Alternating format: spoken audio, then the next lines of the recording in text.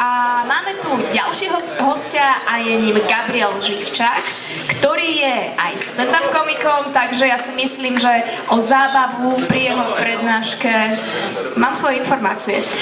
O zábavu núdza nebude a už prenechávam slovo jemu a jeho prednáške s názvom Prečo študovať informatiku. Rada. Raz, dva, tri, štyri. Čaute všetci. Ja som Gabo Živčák, ako ste už mohli počuť. Prichádzam k vám z bratislavskej spoločnosti Pantheon Technologies.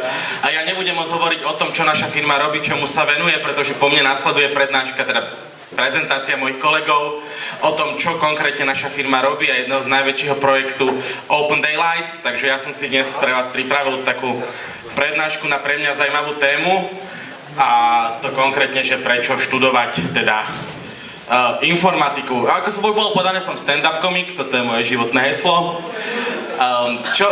Ako už bolo tiež povedané, ak ste počúvali súdruha Pišteka, ktorý tu sedí, nie som informatik. Je to tak? Nie som na to hrdý. Oveľa horšie, som vyštudovaný divadelný kritik. A čo vysvetľuje, prečo vlastne robím v IT firme, pretože my sme mali u nás na škole na VŠMU, že také porekadlo, že aký je rozdiel medzi pizzou a divadelným umelcom. Pizza dokáže nasytiť štvorčlennú rodinu, takže ak plánujete mať v živote nejaký príjem, tak je úplne najlepšie robiť v IT firme. Takže ešte raz, som PR manažér. Vie niekto, čo znamená PR? Public relation, presne tak, čiže vzťahy s verejnosťou. My máme trošku takú fan vo firme, že chalani mi hovorí, že to PR znamená niečo trošku iné, to R znamená, že čo robím a to P znamená to, čo vidíte vľavo dolu. Takže prečo študovať informatiku by mohol byť názov mojej prednášky. Úplne prvý dôvod, nebudeme si klamať, začneme rovno z hurta, sú peniaze. Ja neviem, či má niekto nejaký iný názor, podľa mňa je jednoznačná vec, že do roboty sa chodí preto, aby človek zarobil peniaze. A ak sa bavíme o tom, kto zarába najlepšie, tak informatikou skoro nikto nepreští, zarábajú v priemere o 40% viacej, ako je bežný príjem. A ak ste veľmi šikovní a darí sa vám, nepotrebujete mať ani toľko rokov praxe, je absolútne normálne, že viete zarábať okolo 2000 eur mesačne a viac. Ku konkrétnym číslam sa dostaneme trošku neskôr. Toto je tiež také jedno z mojich životných hesiel, lepšia práca ako robota. Pretože napríklad môj otec bol vyučený maliar natierač a chodil do roboty, kde musel pracovať lopatou. Ja som si povedal, že nie, že ja chcem radšej chodiť do práce ako do roboty, pretože napríklad lopatu, ktorá by vám merala, koľko ste už nahádzali toho piesku do tej miešačky a postovala to na Facebook, ešte nevymysleli. Čiže ja sa radšej v robote v práci 8 hodín zadrbávam za počítačom. Čo sa týka zháňania nejakej práce v IT biznise, je to asi najjednoduchší proces. Ja som si s mojou VŠMU a s titulom Magre Art nedokázal nájsť prácu 2 roky, takže som venoval istý čas do nejakého toho marketingového skillu, dal som si niekoľko školení. Čo sa týka IT biznisu, proces zháňania práce trvá 2 týždne, tak maximálne, kým si nájdete prácu, pretože je hrozne veľa voľných informatických miest a je hrozne málo skillovaných informatikov na Slovensku. Čo sa ešte bežne stáva, že si nehľadáte prácu vy, ale práca si vie nájsť vás, robí sa to takzvaným headhuntingom, a to, že vám v pohode niekto zavolá, že ste dobrý informatik, poďte robiť radšej k nám, dá vám viac peňazí, lepšie podmienky a doslova vás ukradne z jednej IT firmy do druhej. Oveľa lepšie ako čekovať 8 hodín denne, inzeráty na profesii, verte mi, robil som to 2 roky. V práci lepšie ako doma, a toto je vyslovená pravda. Ja som dnes musel vstávať kvôli tomu, aby som tu bol 4 hodiny 40 minút ráno. V živote som tak skoro nevstával. Ako náhle pracujete v IT firme pred 9:00, nevylezete z postele, verte tomu. A to ešte my to máme tak, že my musíme byť v práci o 10:00 a to nemá každá IT firma, väčšinou je úplne že voľný pracovný čas. Chodíte si kedy chcete odídete, ale musíte odovzdať svoj projekt. Čo sa týka nejakej základnej výbavy, čo už má takmer každá firma, tak také, čo nájdete u nás v Pantheone, a to sme celkom, že malá firma, máme 90 ľudí, v Bratislave 60 v Bystrici, 60 v Bystrici, takže kalčeto, to je také, že jasné, kedykoľvek, tulivaky, lebo však veľa pracujeme, vôbec nesedíme za počítačom, musíme si mať aj oddychnúť. 3 prístroje na výrobu kávy, to sa veľmi rýchlo naučíte, aj keď nepijete kávu, verte tomu, ako náhle ste v IT biznise alebo v akejkoľvek firme, káva a cigareta sú váš najlepší kamarát. A môj najobľúbenejší device, čo sme zakúpili pred mesiacom, prístroj na výrobu cukrovej vaty. Dokonalá vec na kuchynke.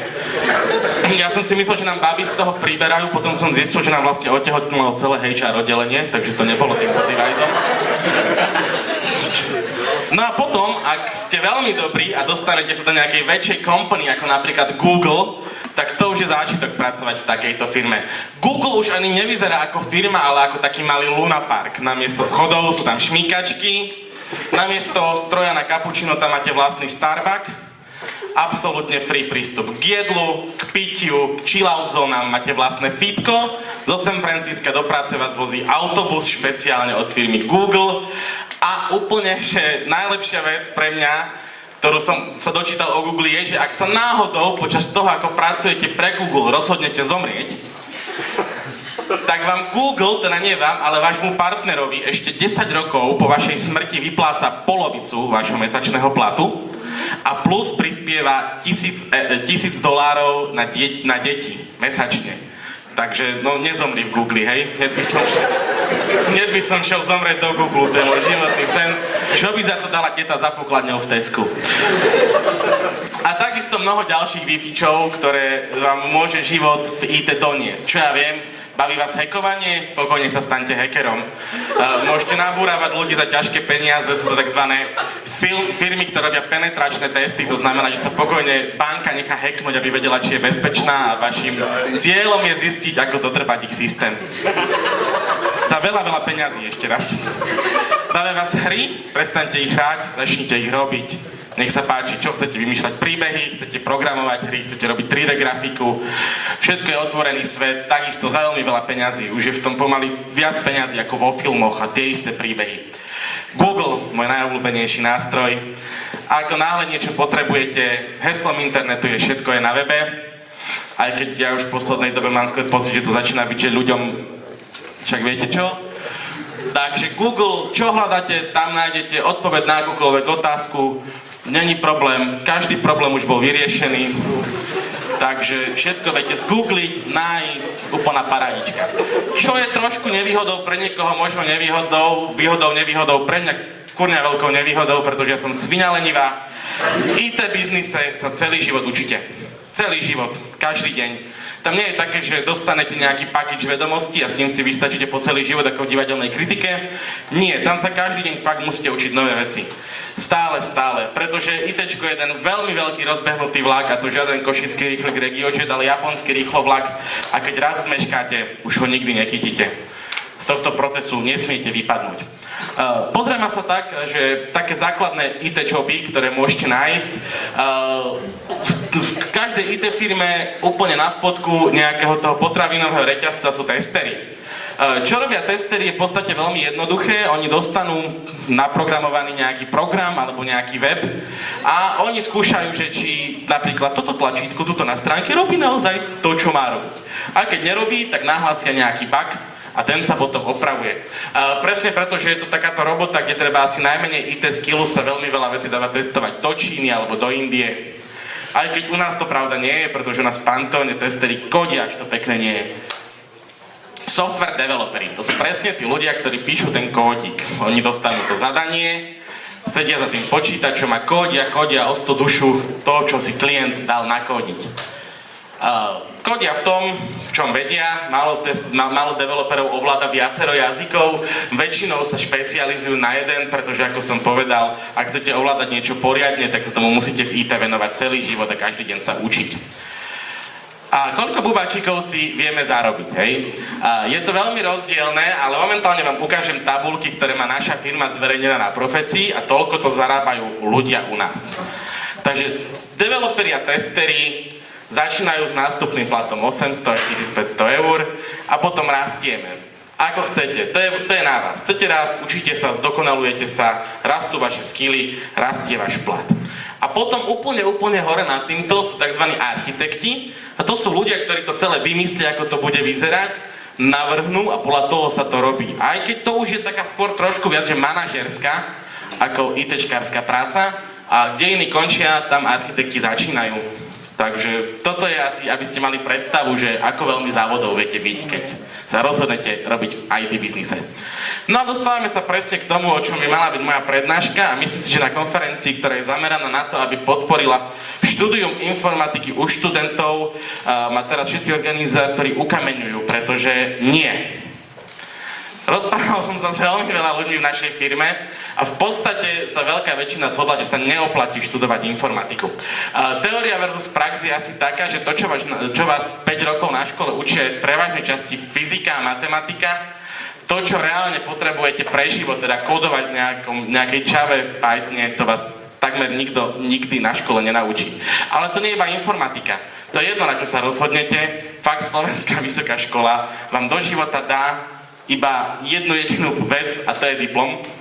Ale prečo tak hovoríte, že to vôbec nie je pravda? Prečo?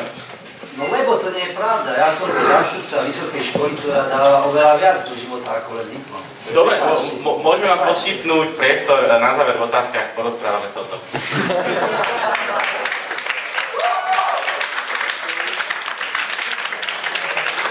Pokiaľ si aj vymyslíte, že to je tak je mi z toho smutno. Ja sa vám ospravedlňujem, ale toto je hlúposť, čo hovorí tento mladý. Môžete ma nechať dokončiť naozaj, prepáčte. Môže, nech sa páči. A potom jedna veľmi dôležitá vec, ktorú vám dajú, a to sú kontakty. A to je najdôležitejšia vec, ktorú naozaj v živote potrebujete. Cez kontakty dosiahnete takmer všetko. Fakt, dobrý kamarát je to najlepšie, čo môžete v živote mať. Čo teda robiť? Či študovať, alebo neštudovať informatiku. Sú také dve možnosti, ktoré si v podstate môžete vybrať. Ak viete, čo chcete v živote robiť, konkrétne v informatike, to znamená, že máte svoju predstavu, že mňa baví grafika, chcem robiť 3D grafiku, alebo chcem kodiť v Pythone, alebo v Linuxe. V tom prípade na vysokú školu a choďte radšej rovno do praxe. Dávam to oveľa viac, keď sa 5 rokov budete venovať priamo tomu, čo chcete robiť. Naučite sa to z rôznych kurzov, naučite sa to sami, ale za 5 rokov už viete byť v tej istej veci, ktorú si vyberiete, veľký odborník a dávam to veľa viac ako vysoká škola. Kedy ísť na vysokú školu je veľmi jednoduché, to znamená, že viem, že chcem robiť s počítačmi, ale ešte neviem, čo chcem robiť s počítačmi. V tom prípade vám vysoká škola poskytne to, čo potrebujete a to je veľký všeobecný prehľad. To znamená, že sa naučíte všetko o tom počítači, ako funguje, matematiku, fyziku od procesov, akými sa šíria informácie v polovodičových súčiastkách v binárnom kóde, až po to, ako ten kód reálne vyzerá. Ďalšia otázka u mňa je, oplatí sa teda ísť na vysokú školu? Odpoveď je absolútne jednoznačná. Jasné. Ak je tu niekto, kto rozmýšľa, že by nešiel na vysokú školu, choďte. Viete prečo? Bude to 5 najlepších rokov vašho života. Nikdy v živote vám nič nedá to, čo vám dá vysoká škola do života, aj keď to nebude ten skill, ktorý by ste možno od tej vysokej školy čakali, ale dá vám presne to, čo potrebujete. To sú kamaráti, to je dospelosť, to je to, že sa naučíte fungovať v tomto živote a to je to najcennejšie. A keď už študovať na vysokej škole, tak je najlepšie študovať informatiku. A pre mňa je odpoveď absolútne jednoznačná, pretože veľa peňazí, veľmi veľa peňazí. Ja ďakujem veľmi pekne.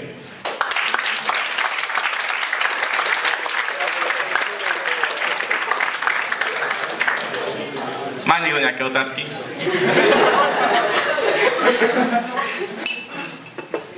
Nikto?